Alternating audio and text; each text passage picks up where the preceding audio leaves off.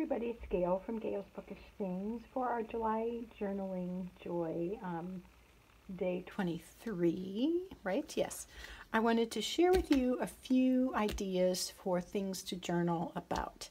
These are things that I've been doing for a while, and I think they're pretty good ideas. I think sometimes maybe I bite off more than I can chew, but I also feel like taking the time to do these things every so often is a good investment as well. So I have talked about this before, but I have some new things to kind of throw in.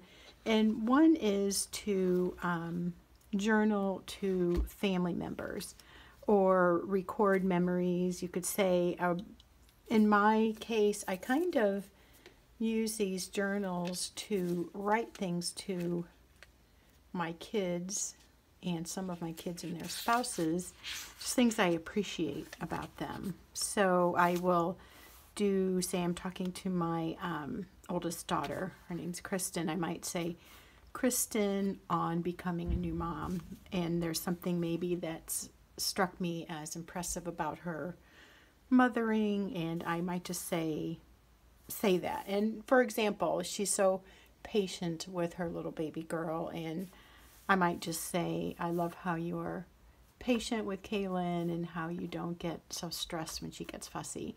Something like that. They're not always really long, but I typically do a page at least. I've tried to do it where if I'm writing on one side or the other, I don't, if I'm switching the person to which I'm writing, I leave it where that can be torn out. I don't know that my kids will want all this someday. I have a suspicion that they might when they're a few decades older than they are now, and they start to really value family memories. Not that they don't, but it's just something that comes with, typically with time, I believe. So anyway, journal to your family. If you have kids, and if you don't, maybe you have nieces and nephews, or maybe you have just other family members that you want to share fond memories or appreciation with. So one thing I do that's a little tip is if I don't have time to write in the journal, or I just don't feel like it at that moment, I've just been using these little sticky notes. Everybody knows what that is. Any kind of paper is fine. But this reminds me of something that I want to address. And I try to focus on, well, really just something that's out of the ordinary. For example, my son Drew is going to join a speech and debate club. And I just wanted to tell him, and I've told him in person, but I want to record my thoughts to him that I'm proud of him for being willing to go out of his comfort zone and to be willing to try something that's going to take some work. And that I think he'll do well at it. My oldest son, treated us all to dinner the other night for his son's birthday. So I'm going to comment on that to him, and he's also leading a physical fitness group, and he's super encouraging and very intentional in his life, so I want to mention that to him. And then my second youngest son, there was a couple things about him and his girlfriend that I've been admiring and appreciating, so I want to write those down. So that's what this journal is for, and then this one is specifically for the grandkids. And again, my one grandson just had a birthday, so I just want to comment to him about how much I've enjoyed knowing him and being his grandma, and how proud I am of him and what a nice young man he is. So with those guys, with the grandkids, I try to write when something significant comes up. So a birthday or a holiday, or they're over and they say something really cute or do something funny or say something that's thoughtful, and it just strikes me as, oh, that's really neat. That's the kind of thing I'm going to write about. But I think this little sticky note idea is super helpful because you just might not feel like writing right then. And so just do it later, but don't lose track of what it is that you wanted to say. Also, I would add to that is to pick a journal size that you really like to journal to others. I do not like writing in these small notebooks. That's just something I've come to figure out about myself. I think they're neat, and there's some really fun patterns. The Field Notes ones have these, sorry about the glare, I should watch that, the Rocky Mountain National Park, but they have a park series, and I love that. I just don't like writing in these, probably because I have bigger writing, and it kind of feels awkward to write in these. I could take them out, sometimes I do, but it's not my favorite size. I bought this because I'd seen somebody's notebook, of course, on Instagram or a YouTube video, and I loved the chunky. I still like the look of the chunky. I just don't like this little size, and I don't like how big this is. I know it will fill out with a few more grandkids, but I'm not loving this bend over right now. But it'll probably get better in time. So, but I would just say pick a style that you like, so you enjoy writing in it, and that might be part of why I have to kind of be really deliberate, intentional about writing in this, because I'm not enjoying the size. However, if you have a cover that you bought like I did and you're not really liking it, adopting that cover as to house your journals to people that you care about might be a good way to use it, because it might not be something you do every day. And that was sort of the case in this, but kind of also why I bought that. So this is to my offspring. This is to my oh, it's a funny way of putting it. This is to my grandkids, and then somewhere I have one that's somewhere designated to my husband. That sounds very pathetic, like let you know how often I write in it. There is one. It's just in my cart. I would add to that maybe writing memories that to your friends. So I don't know. I just think sometimes friends are as significant as family, and excuse me, they're sometimes overlooked in the whole scheme of things when we're being sentimental or recording memories. It's nice to include the memories of friends. Whether the friends ever see that may or may not be, but somebody else might say, oh, you know, my mom wrote all about you. She really appreciated how you were always there for her, or whatever. Just making up some random scenario. Or, you know, maybe pick a little notebook like this and journal to a friend, because friends really are a good gift. I have really come to appreciate friendships as an equal value to family. That needs a lot of qualification, but I think you know what I mean. It would be fun to do a little notebook like this for a group of friends, and maybe give it to them for their birthday or for a Christmas gift. I mean, because what a better gift than to know how much you mean to somebody. Am I saying that right? So anyway, those are my ideas on that kind of journaling, family or friends journaling. But I also think it's super fun to keep a commonplace book. So you may have some notebooks sitting around that you're not sure what to do with, or if like me, you're trying 10 million different kinds of paper. Maybe they're not all your favorite, but you still want to use them. Maybe you want to play around with your pens with it and just see if you might really like that paper. I would suggest a commonplace book.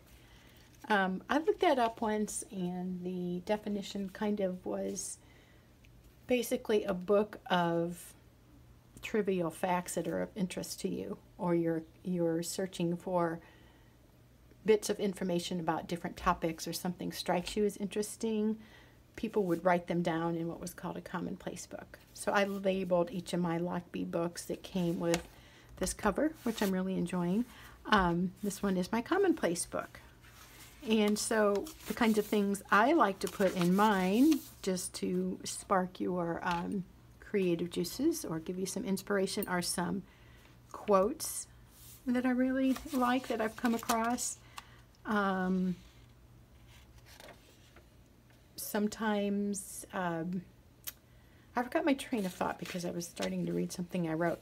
Sometimes you'll hear a quote on a TV show, like Frank Reagan on Blue Bloods. He always quotes these great pieces, or Father Brown, if you watch that murder mystery, occasionally he will quote something very poetic when somebody dies or something, and I'm like, oh, I love, that's so meaningful. So things like that. My son and I were doing some school.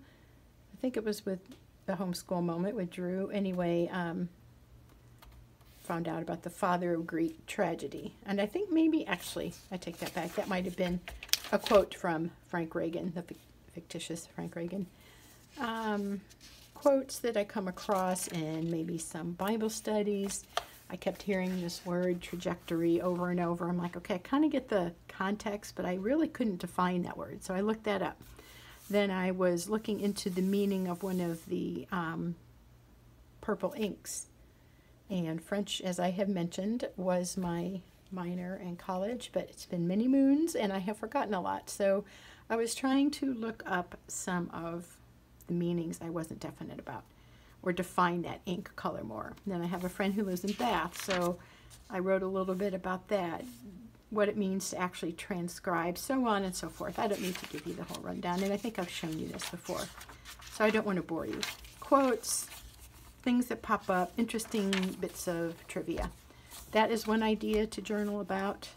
The other one is to do some transcribing, and in my case, it might be words to hymns that I used to like at church when I was growing up, or chapters of scripture that I have memorized over the years and want to refresh my memory on, because it was a lot of work to memorize them, so I want to bring it back to the forefront of my brain.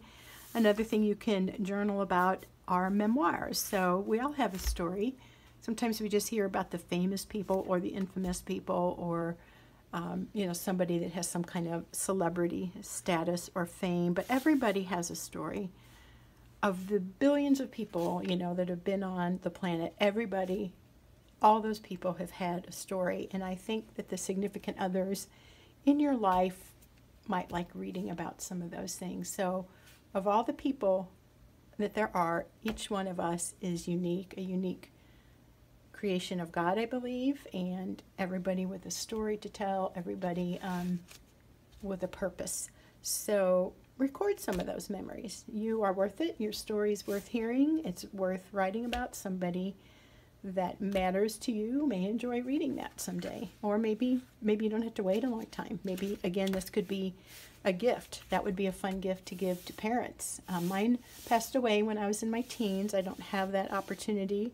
But I can imagine that if my kids wrote memoirs about growing up and they presented that to me, that would be very special to know that there were things in their childhood and youth that they enjoyed and appreciated.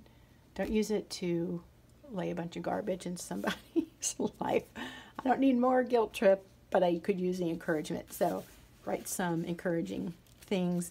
In your own memoirs, write about whatever you want to write about. But if you're presenting it, my word would be try to keep it uplifting. And then I'm also writing a story. It's just a little romance story that's been stirring around in my head. Totally cornball, but it just kind of is fun. And all these things give you an opportunity to use your beloved fountain pens. If you're into fountain pens, like I have gotten into over the past year, I always thought, who would want that mess? Now I love writing with fountain pens. If you need a reason to write and you just don't want to write about your day ad nauseum and it's totally boring, like somebody might read it later and they're saying, why are you writing about washing the dishes? Find something significant to write. And because fountain pen usage is such a pleasure oftentimes, take that passion for writing and find a fun, meaningful purpose to give to it. So these are things I do not every day, but definitely with these once or twice a month, maybe. Depends. It's very variable. Is that a word? It changes from month to month, and some of these things too, I just have to feel like writing often, but these are a good outlet for that. So I hope that offers some good suggestions for you, and that you're motivated to get out your journals, get out your covers, whatever paper or pens you have. It doesn't have to be what I like. Use what you like, but record some memories, let people know that you love and appreciate them, and just have fun doing it. That's all. See you next time. Bye.